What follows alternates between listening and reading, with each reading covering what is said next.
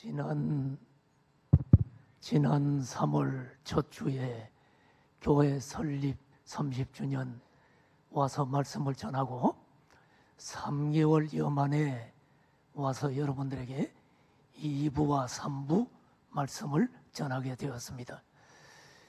여러 사람들이 목사님 어떻게 지내세요? 물어봐서 잠시 제가 말씀을 드리고 말씀을 전하려고 합니다.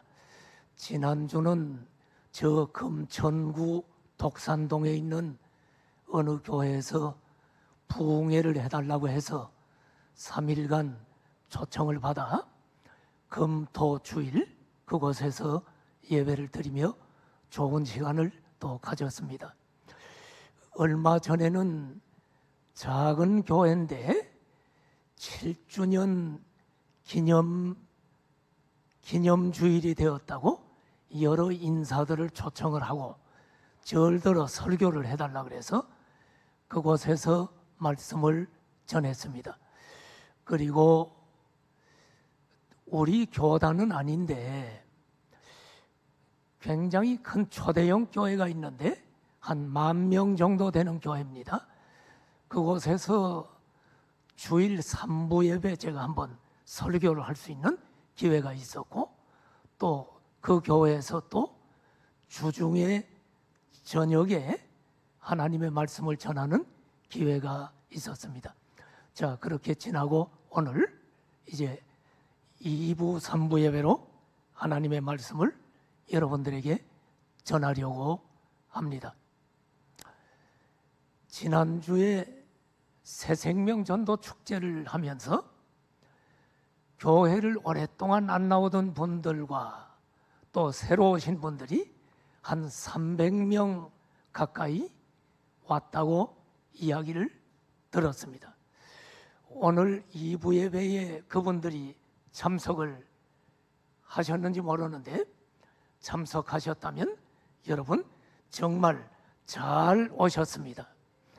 예수님을 믿으면 우리의 육신은 흙으로 돌아가지만 우리의 영혼은 영원한 천국에서 영원토록 복락을 누리게 됩니다.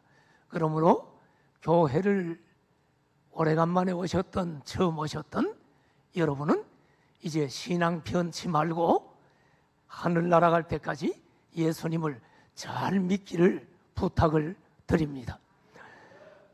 교회 다닌 지 오래되지 않은 분들이 교회 올 때 제일 힘든 게 뭐냐면 설교 듣는 거예요.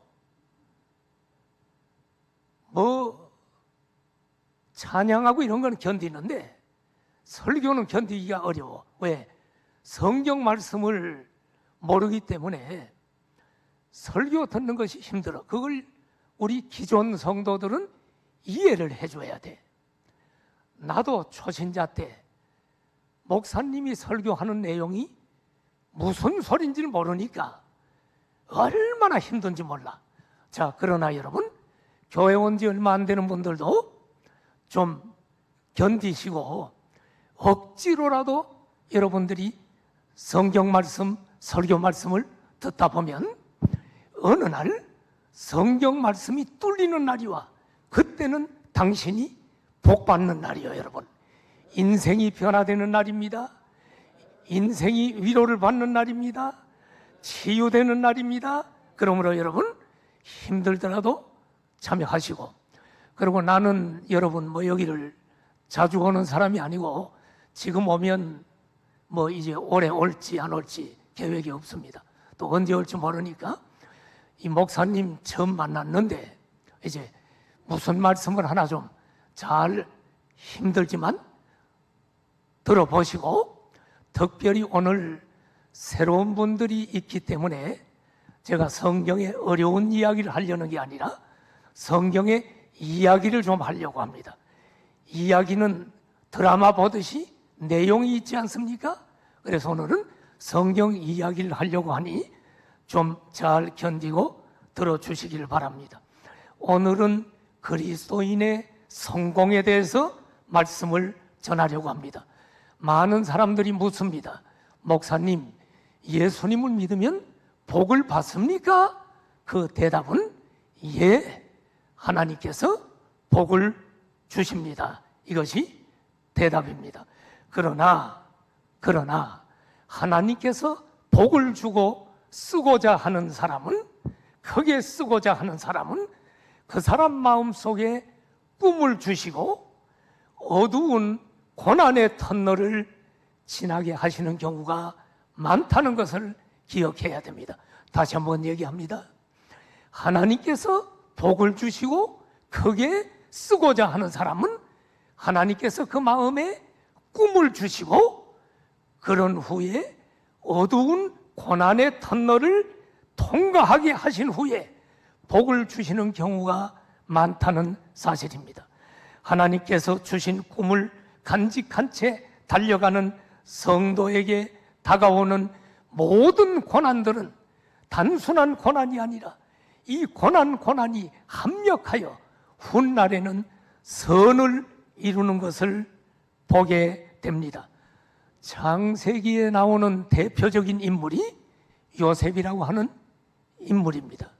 오늘은 창세기 37장부터 50장까지를 긴 부분을 통해서 요셉의 이야기를 하면서 성공적인 그리스도인이 되려면 이라는 제목으로 하나님의 말씀을 전하려고 합니다.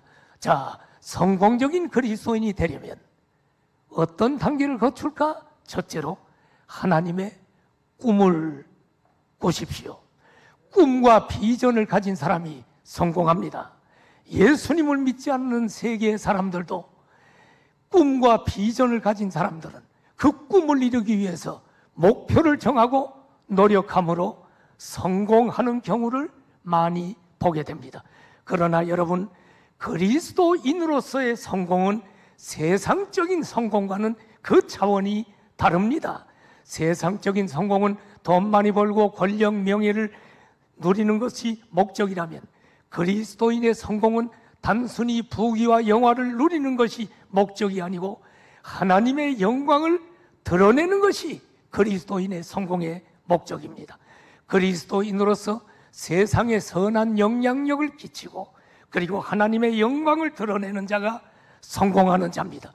그런 의미에서 기독교에서는 성공이라는 단어를 잘 쓰지 않으려고 합니다. 목사님들도 그렇고 성공이라는 말을 잘 사용하지 않습니다. 성공이라고 하면 많은 기독교인들이 세상적인 성공, 부귀와 영화를 누리는 것이라고 생각하기 때문에 성공이라는 단어를 잘 사용하지 않습니다. 부귀와 영화가 잘못은 아니지만 부귀와 영화를 누리면서도 세상에 선한 영향력을 끼치지 못하고 하나님의 영광을 나타내지 못한다면 그 사람은 우리는 기독교적으로 보면 성공한 사람이 아닙니다. 요셉은 부귀와 영화를 누리는 자가 되었고 그 모든 것들을 통해 하나님의 영광을 드러냈습니다. 그래서 그는 성공적인 그리스도인이라고 불리울 수가 있는 것입니다. 성공적인 그리스도인이 되려면 꿈을 꾸되 하나님의 꿈을 꿔야 됩니다. 자, 이제 요셉의 꿈을 살펴봅시다. 요셉은 두 가지 꿈을 꾸었습니다. 하나는 11명의 형제들이 자기를 향해 절하는 꿈을 꾸었습니다. 그 꿈을 꾸고 나서 형제들에게 이야기를 하는 바람에 형제들이 요셉을 미워하게 되었다고 성경은 이야기합니다. 자, 성경 잠깐 봅시다. 창세기 37장 5절에 요셉이 꿈을 꾸고 자기 형들에게 말하매 그들이 그를 더욱 미워하였더라. 자기에게 절하는 꿈을 꿨대. 그 다음 6절 7절을 봐요. 요셉의 꿈의 내용이 나옵니다. 요셉이 말합니다. 내가 꾼 꿈을 들으시오. 형들이여, 내가 꾼 꿈을 들어요. 7절에 우리가 밭에서 곡식단을 묶고 있는데 내 단은 벌떡 일어서고 당신들의 단은 내 단을 둘러서서 절하더이다. 요셉으로부터 이 꿈의 내용을 들은 형들은 요셉에게 야 이놈아, 네가 우리 왕이 된단 말이야? 네가 우리를 다스린다고? 하면서 더욱 미워했습니다. 그런데 요셉이 두 번째 꿈을 꿉니다. 두 번째 꿈은 해와 달과 11별이 자기를 향해 절하는 꿈을 꾸었습니다. 창세기 37장 9절을 한번 보십시오. 9절에 보니까 요셉의 두 번째 꿈의 내용이 나옵니다. 해와 달과 11별이 내게 절하더이다. 무슨 말이요? 해와 달은 자기 부모를 얘기합니다. 11별은 자기 형제들입니다. 자기 부모와 형제들이 자기에게 절한다고 이야기하니까 아버지 야곱이 이놈 어디 그런 이야기를 함부로 해 하고 꾸짖었습니다. 그러나 야곱은 이것이 하나님이 주신 꿈인 것을 알았기에 마음에 간직해 두었다고 성경은 이야기합니다. 그러나 형들은 이 얘기를 듣고 나서 화가 더 머리끝까지 났습니다. 그리고 요셉을 더욱 미워하고 시기하게 되었습니다. 여러분, 요셉이 꾼 꿈은 오늘날 우리가 잠자다가 꾸는 꿈하고는 달라. 잠자다가 꾸는 꿈은 우리의 생각과 우리의 감정이 섞여서 꿈으로 나타나는 것이 대부분이지만은 성경이 완성되지 않았던 옛날에는 하나님이 꿈을 통해서 하나님의 계시를 주신 계시적인 꿈입니다.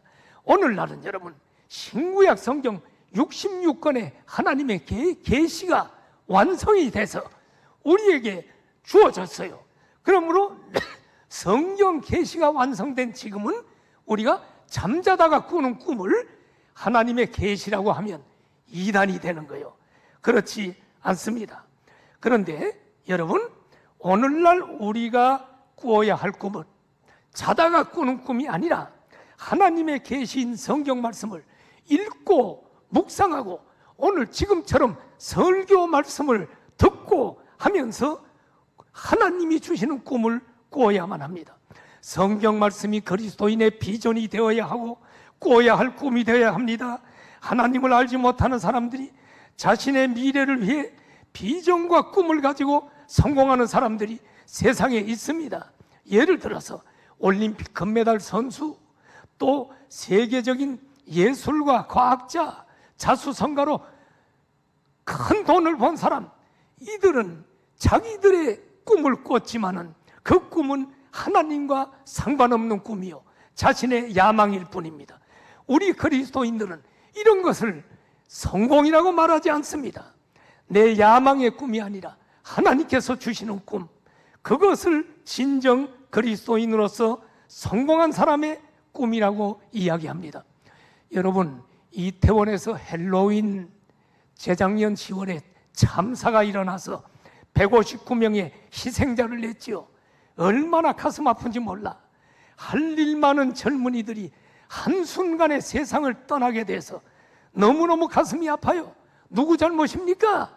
여러분, 그것은 목사인 나의 잘못이요, 우리 예수님 믿는 기독교인들의 잘못이요, 우리 교회의 잘못입니다. 여러분, 우리 교회가 그들에게 여러분 하나님이 주시는 꿈을 꿀 수 있도록 복음을 전해주지 못한 우리의 잘못이라는 말입니다.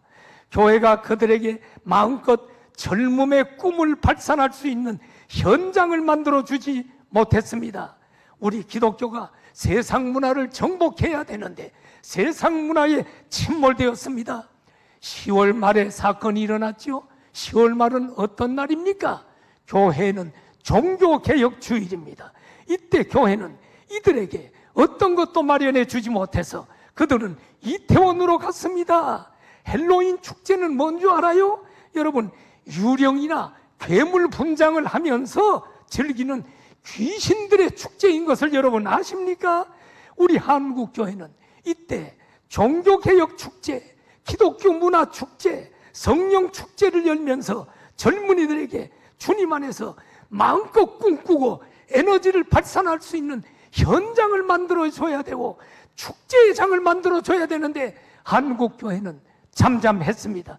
세상이 주지 못하는 참된 기쁨을 주는 축제를 마련해 줘야 되는데 그것을 주지 못해서 젊음을 발산할 길이 없어서 그들이 이태원에 가서 젊은이들이 아까운 생명을 잃었습니다.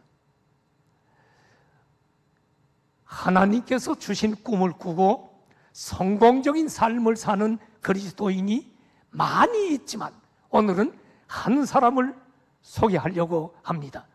대우그룹 회장 최의숭 장로의 이야기를 하려고 합니다. 이분은 나중에 목사 안수를 받았습니다. 우리 교회에 와서 간증도 했습니다.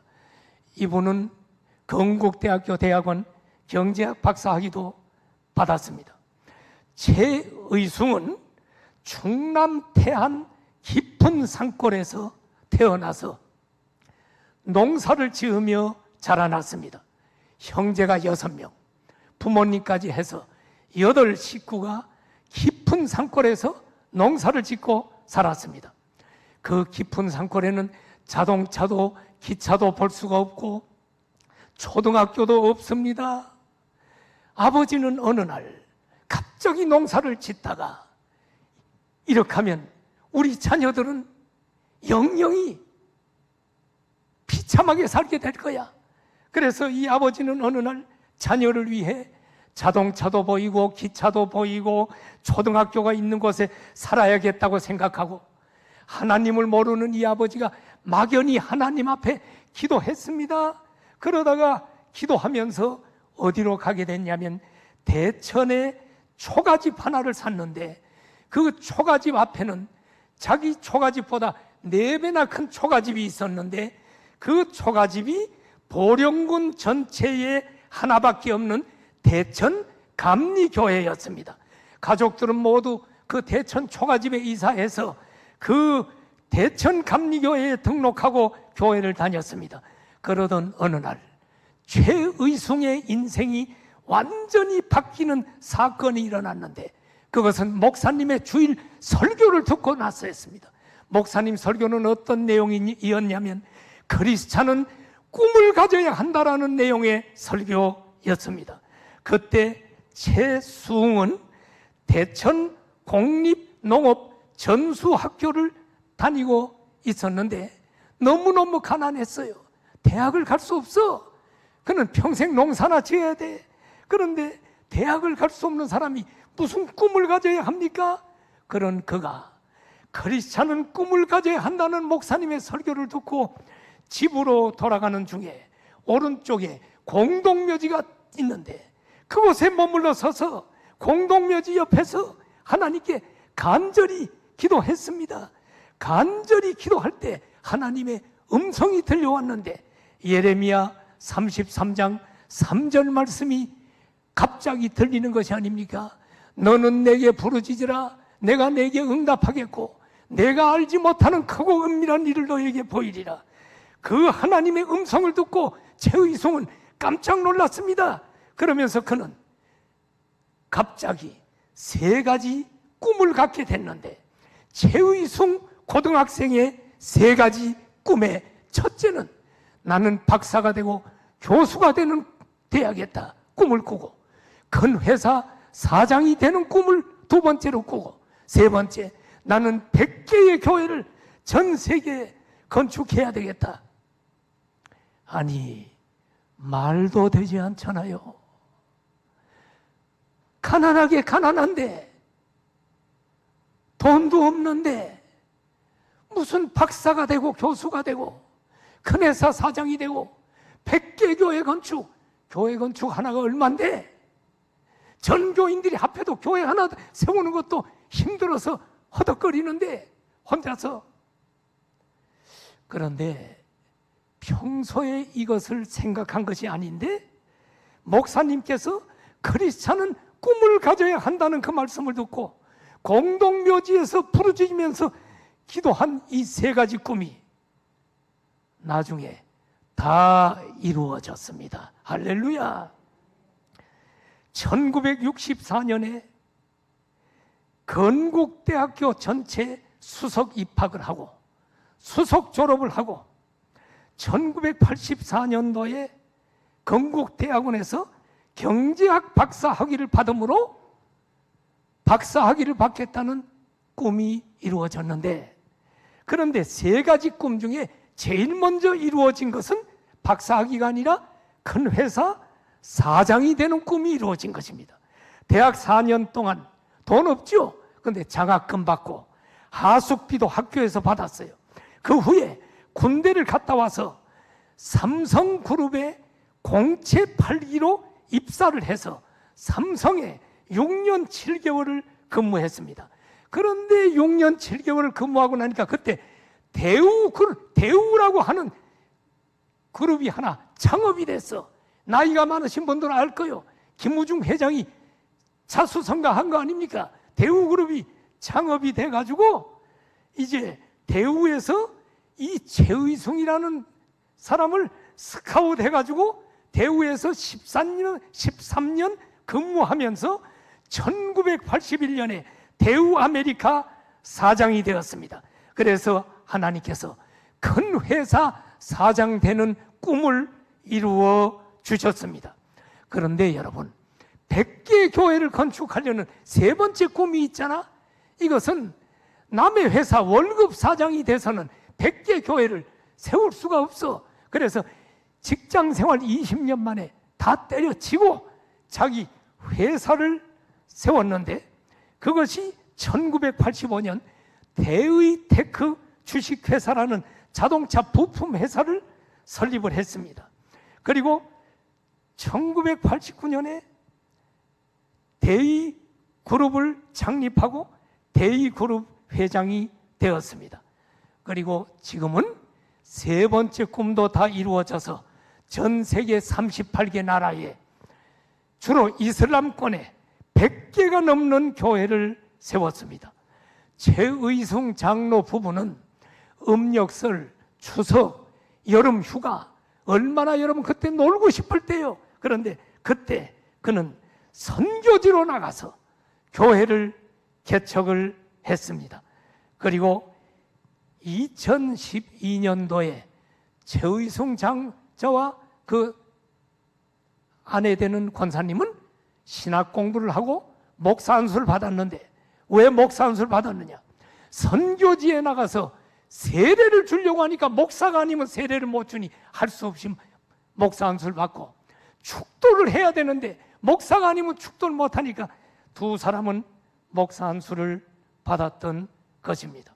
자, 사랑하시는 여러분, 오늘 처음 왔던 기존 성도들이건 여러분 다 성공적인 그리스도인이 되기 위해서 하나님 주시는 꿈을 꾸기를 축복합니다. 두 번째로, 성공적인 그리스도인이 되기 위해서는 고난을 극복해야만 한다는 사실입니다. 하나님께서 주시는 꿈을 가졌다고 그 꿈이 바로 이루어지는 것이 아닙니다. 꿈이 이루어지는 과정은 대부분 캄캄한 고난의 터널을 통과하게 되어 있습니다. 금강석이 뜨거운 용광로 속에서 불순물이 떨어지는 과정을 거쳐 마침내 순금이 되는 것과 같습니다. 하나님께서는 요셉에게 꿈을 주시고 어두운 터널을 지나가게 하셨습니다. 꿈꾸던 요셉이 어떻게 고난의 터널을 통과하게 되었는지, 자, 이제부터 이야기할 테니까 살펴봅시다. 어느 날 요셉의 형들이 세겜에서 양떼를 치고 있었습니다. 그래서 아버지 야곱이 요셉을 부릅니다. 요셉아, 내 형들이 세겜에서 양떼를 치고 있는데 형들과 양떼들이 잘 있는지 좀 가서 보고 오너라. 그래서 요셉은 아버지에게 순종해서 그 먼 길, 그 당시에 자동차도 없어요.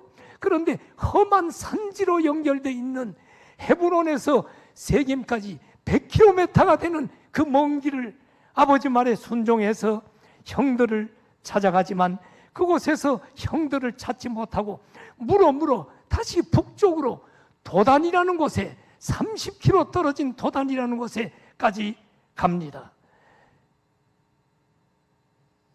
이제 도단에 왔는데 멀리서 요셉의 형들이 요셉을 발견합니다. 야야야, 저놈 요셉 아니야? 저놈 꿈꾸는 놈 아니야? 잘됐다, 저놈 잡아 죽이자 하고 형들이 요셉을 죽이기로 결의합니다. 그러나 죽이지는 않고 때마침 지나가던 이스마엘과 미디안 상인들에게 은 20개를 받고 팔아버립니다. 그리고는 요셉의 채색 옷을 벗겨가지고 순념소를 죽여서 그 피를 그 옷에다 묻혀가지고 아버지에게 보내면서 아버지를 속입니다. 아버지에게는 요셉이 짐승에게 잡혀 먹힌 것처럼 속입니다. 그리고 요셉은 미디안 상인들에게 노예로 팔려서 애굽에 도착해서 요셉은 애굽 바로왕의 친위 대장의 집에 노예로 팔리게 됩니다. 요셉은 고난 속에서도 하나님과 동행하며 하나님께서 주신 꿈을 버리지 않고 보디발 집에서 열심히 일했습니다. 그랬더니 그 주인 보디발이 보니까 저 요셉은 하나님이 함께하는 사람이라는 게 눈에 보이는 거요. 하는 일이 형통해. 그래서 가정의 모든 일을 요셉에게 맡기고 가정 총무로 삼았습니다. 가정 총무로 삼고 나니까 보디발의 집이 요셉 때문에 더 복을 받아서 잘 됩니다. 주인이 얼마나 흐뭇했겠습니까? 그러던 어느 날 보디발의 아내가 요셉을 유혹하기 시작합니다. 요셉아, 나하고 동침하자. 죄를 짓자는 거예요. 나는 하나님을 믿는 사람이기 때문에 죄 질 수 없어요. 그런데 끊임없이 요셉을 유혹합니다. 어느 날 아무도 없는 날입니다. 요셉을 꽉 붙들고 옷을 붙들고 나하고 동침하자고 유혹합니다. 아무리 뿌리쳐도 뿌리칠 수가 없어서 요셉은 옷을 벗어놓고 도망갔습니다. 그때 사랑이 증오로 바뀝니다. 그러면서 이 보디발의 아내가 뭐라고 합니까? 남편이 돌아오자 남편에게 뭐라고 얘기를 하냐면 저 요셉 저놈이 나를 겁탈하려고 하다가 내가 소리치니까 놀라가지고 옷을 벗어놓고 갔다고. 남편이 머리끝까지 화가 납니다. 그러더니 저 요셉 죽일 놈, 저놈을 감옥에다 집어넣어라. 그래서 그 친위대장 집에 있는 감옥에다가 요셉을 집어넣습니다. 그런데 하나님께서는 감옥에서도 요셉과 함께 하시고 형통케 하셨다고 성경은 이야기합니다. 이것을 누가 봤느냐? 감옥에 이제 있는 책임자가, 여러분, 그것을 간수장이 그 모습을 보고 나서 요셉에게 모든 감옥의 일을 다 책임을 맡깁니다. 그래서 가정 총무였던 요셉이 이제는 감옥의 총무가 됩니다. 그런데 어느 날 왕의 죄수들을 가두는 이 보디발 집의 감옥에 두 사람의 높은 인물이 들어옵니다. 술 맡은 관원장과 떡 굽는 관원장이 들어와요. 관원장이라고 하면 오늘날 장관급쯤 되리라고 봅니다. 두 사람이 들어오는데 어느 날 수종 들던 요셉이 두 사람의 이 관원장을 보니까 근심이 가득해. 무슨 근심이 있습니까? 우리가 꿈을 꿨는데 해석을 하기가 어려워서 우리가 근심이 있다. 그랬더니 요셉이 뭐라고 하냐면 해석은 하나님께 달린 거 아닙니까? 내게 얘기해 보세요. 난 하나님을 믿는 사람이니 해석을 해주겠습니다. 먼저 술 맡은 관원장이 꿈 얘기를 하니까 요셉이 당신은 3일 만에 감옥을 나가서 복직될 것입니다. 그 다음에 떡 맡은 관원장이 또 꿈 얘기를 하니까 당신은 3일 만에 대단히 죄송하지만 말씀드리기 어렵지만 처형될 꿈입니다. 그런데 그 꿈대로 3일 만에 술 관원장은 나가서 바로왕의 수종을 다시 드리게 됐고 떡 관원장은 처형이 되었습니다. 그런데 요셉이 꿈을 해석해 줄 때 술 관원장에게 부탁을 하나 했어요. 관원장님, 당신이 3일 후에 나가게 되면 나는 히브리 사람으로서 나는 지금 억울하게 지금 감옥에 들어와 있는데 나를 좀 꺼내 주시고 구해 주십시오. 부탁을 했습니다. 그러나 술 맡은 관원장이 3일 후에 복직이 됐지만 요셉과 한 약속을 까맣게 잊어버리고 말았습니다. 요셉은 안타까웠습니다. 하루, 이틀, 한 달, 두 달, 1년이 지나도 소식이 없는 것입니다. 그러던 어느 날 2년이라는 세월이 지났습니다. 그때 바로왕이 꿈을 꿨는데 이상한 꿈이야. 도무지 심란해서 견딜 수가 없어. 그래서 애굽의 모든 점술가들과 현인들을 모두 불러서 내 꿈을 해석하라고 했지만 아무도 꿈을 해석을 못합니다. 그 순간 술 맡은 관원장이 아 하고 2년 전의 기억을 떠올립니다. 왕이여, 2년 전에 내가 감옥에 있을 때 요셉이라는 젊은이가 있었는데 그때 나하고 떡 맡은 관원장 꿈 해석을 했을 때 그대로 맞아서 떡 맡은 관원장은 처형당하고 나는 3일 만에 복귀가 됐는데 이 사람 부르면 바로왕의 꿈을 해석할 것입니다. 바로왕이 여봐라, 어서 요셉을 감옥에서 꺼내서 내 앞에 대령할지어다 하니까 예의 하고 요셉을 바로왕 앞에 대령을 시켰습니다. 이때 바로왕이 얘기합니다. 듣자니 너는 꿈 해석을 잘한다 그러대? 어디 한번 내 꿈을 해석해봐라. 그때 요셉은 뭐라고 하냐면 꿈 해석은 제가 하는 게 아니라 꿈은 하나님만이 해석합니다 하며 하나님께 영광을 돌렸습니다. 그러면서 바로왕의 꿈을 해석하면서 왕이여, 왕이 꾼 꿈은 이 땅에 이제 7년 동안 대풍년이 있을 꿈입니다. 너무너무 좋은 꿈입니다. 그런데 두 번째 꿈은 풍년이 있은 후에 대흉년이 나타나서 이 땅에 기근이 가득해서 애굽 땅이 망할 것을 예언하는 꿈입니다. 그랬더니 그러면서 요셉은 바로왕에게 뭐라고 하냐면 그러니 바로왕이여, 이렇게 하십시오.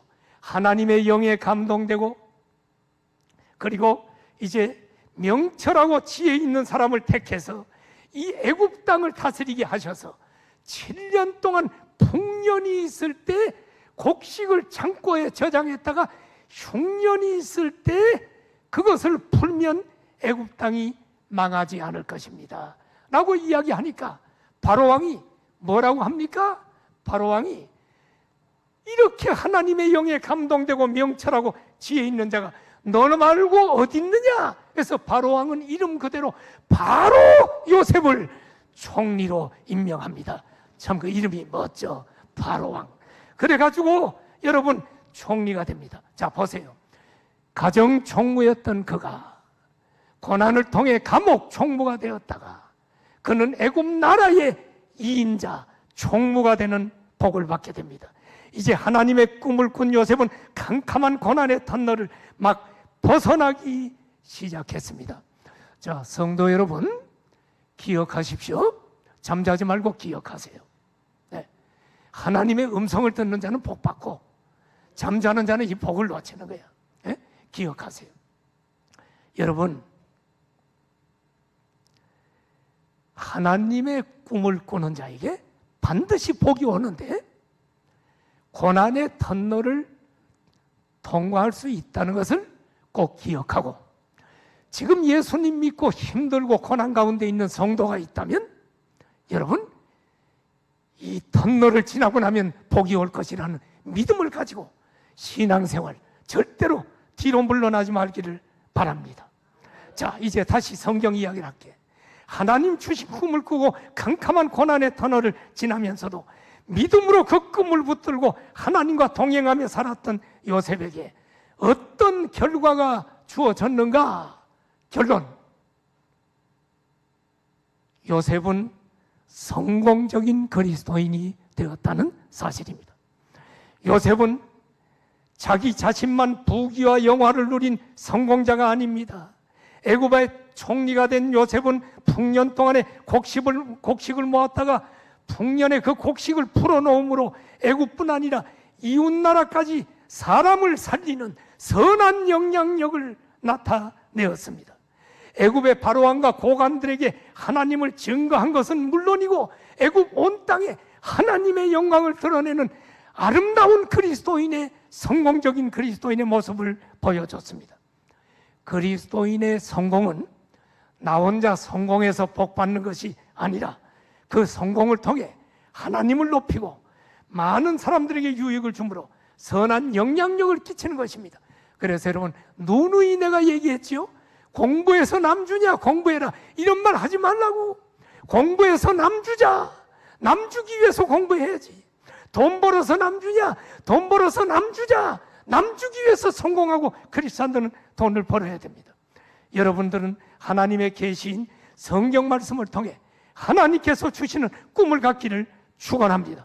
그리고 어떠한 고난이 와도 이 어두운 고난을 터널을 통과하고 나면 이제 하나님이 주시는 복이 있다는 걸 믿고 끝까지 고난을 이겨나가야 될 줄 믿습니다. 요셉은 많은 사람들을 살렸을 뿐만 아니라 무엇보다 택한 이스라엘 백성들 온 가족을 보존함으로 하나님의 계획에 동참하는 자가 됐습니다. 야곱을 비롯한 70명의 가족들이 애굽에 팔려간 요셉 덕분에 애굽 고센 땅에 와서 7년 동안 흉년을 피할 수가 있었잖아요. 또한 그들은 권력과 요셉의 보호 아래 여러분 번식하여 이스라엘이라는 나라를 이루는 큰 민족을 이루었는데 그들이 400년 만에 출애굽할 때 몇 명이었나요? 약 200만 명 정도가 되었다라고 계산이 됩니다. 결국 요셉이 꾼 두 가지 꿈은 다 이루어져서 야곱과 그의 모든 형제들과 자녀들은 요셉의 그늘 아래에서 복을 누리게 된 줄로 믿습니다. 여러분 하나님 주시는 꿈을 꾸세요. 이 지구촌에 하나님의 나라가 이루어지는 비전을 여러분 가지십시오. 이번에 태국 단기 선교팀이 또 가고 여러분 저 변화영이는 저 하와이 열방대학에서 지금 그 제자훈련 강훈련을 받고 있고 또 희경이는 태국에서 단기 평신도 선교로 지금 그의 생애를 드리며 헌신하고 있고 여러분 다 기도해 줘야 될 여러분 것입니다. 하나님의 꿈을 꾸는 사람 여러분 그들은 어떠한 고난이 와도 절대로 좌절하지 않아. 왜? 결론을 알기 때문에 어떠한 고난이 와도 모든 것이 합력하여 선을 이룰 것을 믿기 때문입니다. 요셉이 형들의 시기로 애굽의 노예로 팔린 것은 우연이 아닙니다. 여러분 고난이 오는 것은 우연이 아니야. 이걸 알아야 돼. 요셉이 애굽에 팔린 것은 아브라함에게 주셨던 하나님의 예언을 성취하기 위해서 하나님이 계획한 각본입니다. 자, 성경을 봐요. 창세기 15장 13절 16절 여기 보니까 하나님이 아브라함에게 일찍이 예언을 했잖아요. 내 자손은 여기 보세요. 아브라함에게 뭐라고 했냐? 내 자손이 이방에서 객이돼서 그들이 400년 동안 내 자손을 괴롭힐 것이다. 400년이란 연도까지 줬잖아요. 그리고 15장 16절을 봐. 내 자손이 얼마 만에 돌아와? 4대 만에 이 가나안 땅으로 돌아올 것이라는 예언이 다 돼 있는 것입니다. 한 세대를 100년으로 잡으면 400년, 4세대 만에 지금 돌아오잖아요. 하나님께서는 애굽에서 400년을 지내면서 애굽을 방패막이로 해서 70명이 큰 민족을 이루어 200만 명이 넘도록 번성케 하시는 복을 주시고 4대 만에 돌아오게 했습니다. 여러분 신앙생활 하다가 고난을 당한 분들이 있죠. 절대로 두려워하지 마십시오. 만일에 요셉이 애굽의 노예로 팔리지 않았다면 어떻게 자기 민족을 기근으로부터 보호할 수가 있었겠습니까? 또 요셉이 보디발 아내로부터 누명을 쓰고 감옥에 가지 않았다면 어떻게 술장관을 만날 수가 있었겠어? 또 술장관이 요셉을 감옥에서 바로 빼내주고 집으로 돌아갔다면 어떻게 애굽의 총리가 될 수가 있었겠어요? 여러분 하나님은 고난조차도 합력해서 선을 이루시는 분임을 믿고 모든 것이 하나님의 섭리 속에 있다는 것을 여러분 믿고 비전을 품고 여러분이 고난의 시대를 살아가지만 끝까지 승리하기를 여러분 축복합니다. 여러분 요셉은 17세에 애굽으로 팔려가서 30대 총리가 됐는데 13년이란 긴 세월을 고난의 시간을 보냈잖아요. 그러나 하나님을 사랑하는 자, 곧 그 뜻대로 부르심을 입은 자들은 모든 것이 합력하여 선을 이루신다는 것을 믿고 꿈을 놓지 않고 붙들며 나갔어. 합력하여 선을 이루시는 하나님 믿었다는 증거가 있는가? 자, 마지막 성경을 좀 봅시다. 아버지 야곱이 세상을 떠난 뒤에 형들은 요셉이 자기들에게 보복할까 봐 너무너무 두려웠어요. 그래서 요셉을 찾아가서 용서해달라고 애원합니다. 그때 요셉이 뭐라고 합니까? 창세기 50장 19절. 요셉아, 우리가 너를 갖다가 팔은 거, 죽이려고 한 거 용서해줘. 그럴 때 요셉이, 형들이여 두려워하지 마십시오. 내가 하나님을 대신하겠습니까? 그 모든 것은 하나님의 계획 속에 민족을 구원하려고 하신 것입니다. 그것도 합력해서 선을 이룬 것입니다. 그러면서 그 다음 여러분 50장 20절을 봐요. 당신들은 나를 해하려고 했지만 하나님은 그것을 선으로 바꾸사 오늘과 같이 많은 백성의 생명을 구원하게 하려 하셨나니. 아멘, 할렐루야. 합력하여 선을 이루신다는 로마서 8장 28절을 요셉은 지금 미리 알고 이야기하고 있잖아요. 여러분들은 고난이 닥칠 때 하나님의 섭리를 끝까지 신뢰해야 돼. 하나님의 꿈을 가진 사람들은 누가 나를 괴롭히고 상처를 줄 때 그 사람은 하나님께 맡겨. 하나님이 알아서 처리해. 여러분들은 그 꿈을 꺾으면 안 돼. 하나님의 계획 속에 나에게 고난이 왔다는 걸 알고 맡기면 반드시 합력하여 선을 이루는 꿈을 꿉니다. 자, 오늘도 설교 들을 때 하나님의 꿈을 꾸시길 바랍니다. 그냥 듣지 말고. 내가 부흥회를 3일 갔다 그랬죠, 지난주? 첫날 금요일 밤에. 여러분, 부흥회 3일 동안 그냥 지나면 여러분은 아무 일도 안 일어나. 내가 얘기를 했어. 내가 시키는 대로 하라고. 여러분은 내 말을 듣지 말고 나를 통해 선포되는 하나님의 음성을 들으면 여러분 인생은 변화가 된다. 첫날에 사람들이 막 기도했는데 둘째 날엔 기도가 터지면서 울고 불고 또 폭발적인 기도가 일어나면서 셋째 날까지 은혜 가운데 부흥회를 마쳤어요. 그리고 많은 사람들이 감사를 했어. 그들이 그런 변화가 일어난 이유는 뭘까? 강단에서 전하는 말을 사람의 말로 아니하고 하나님의 음성으로 듣고 그들이 변화가 된 거예요. 오늘도 하나님의 음성을 듣는 사람은 최의승 장로만 여러분 성공자가 되는 게 아니라 그와 똑같이 우리도 성공을 이룰 수 있는 줄 믿습니다. 이 얘기를 하고 말씀을 마치려고 합니다. 최의승 장로는 3가지 꿈이 이루어져 성공자가 됐습니다. 그런데 최의승 장로의 모든 꿈이 다 이루어진 것은 아닙니다. 쉽게 이루어진 것은 아닙니다. 그는 하나님의 뜻대로 예수님께서 붙으시는 대로 따라갔지만 여러 번 위기와 시련을 겪었는데 그는 최소한 7번의 위기를 겪었답니다. 첫 번째는 1985년에 대의 테크 주식회사를 창립하고 대표이사가 되었는데 잘 되던 사업이 10년 만에 완전히 무너지는 일이 일어났는데 아마 저 부천에 있었던 것 같아.